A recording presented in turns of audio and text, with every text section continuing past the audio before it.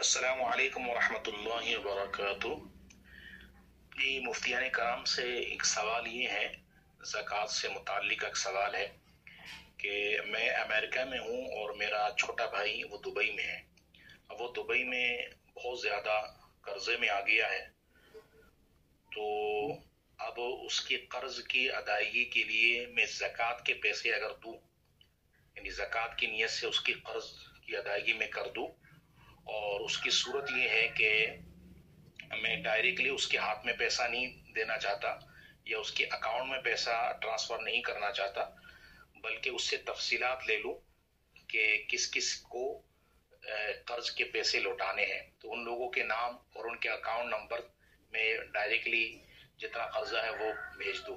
भाई के हाथ में इसलिए नहीं देना चाह रहा हूं कि भाई को पहले भी पैसे दिए थे, लेकिन वो लापरवाही से काम लिया है और वो जिन लोगों को कर्जा देना था उनको वो नहीं दे पाए, थोड़ा बहुत दिया और बाकी जो है वो खर्चा करके बैठ गए।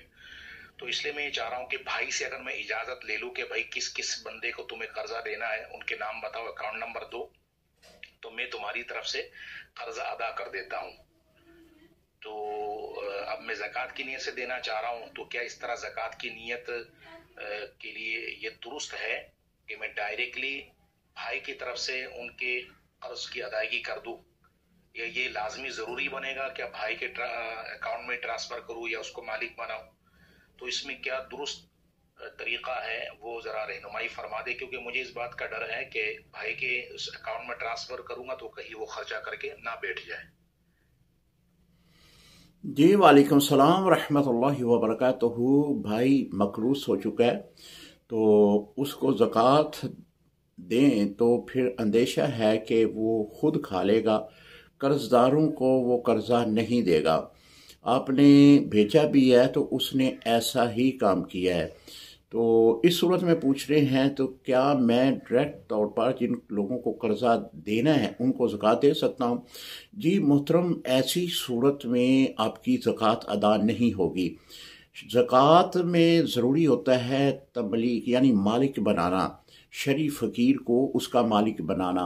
आप अगर अपने भाई की जगह पे उन जिन लोगों से कर्जा लिया हुआ है उनको कर्जा अदा करेंगे तो ये आपकी ज़कात अदा नहीं होगी। इसकी सूरत ये है कि अगर आपका भाई शरीफ फ़कीर हो चुका है तो आप उसको ज़कात अदा करें, और उसके पास करीबी कोई रिश्तेदार है, मिसाल के तौर पे मामू हैं, चाचू हैं, कोई इस तरह का कोई रिश्ता उनके करीबी है, तो उनकी ड्यूटी लगाएं कि मैं इनको पैसे भेज रहा हूँ, आप इनसे पैसे लेकर जो है वो ज़कात अदा अपना जो जिनको कर्जा देना है वो कर्जा उनको दिला दें। तो वो इस सभी काम में आपका साथ दें, तो इस तरह मामला आपका ठीक हो जाएगा, यानी ज़कात भी अदा हो जाएगी और कर्जदारों को कर्जा भी मिल जाएगा। अगर ऐसी भी सूरत कोई नहीं बनती तो फिर आप किसी शरीफ फ़कीर को ज़कात देंगे और हीला करेंगे। उसमें शरीफ फ़कीर जो है वो अपनी तरफ से जो है वो ज़कात उन कर्जदारों को जो ज़कात की रकम तो आपने उसको भेजी है वो उस रकम को उन कर्जदारों तक पहुंचा दे। ये होगा कि चूँकि आपकी ज़कात शरीफ फ़कीर की तरफ से निकली है तो आपकी ज़कात भी अदा हो जाएगी और कर्जदारों को कर्जा भी आपके भाई का जो है वो अदा होने से उतर जाएगा। अस्सलामु अलैकुम रहमतुल्लाहि व बरकातहू।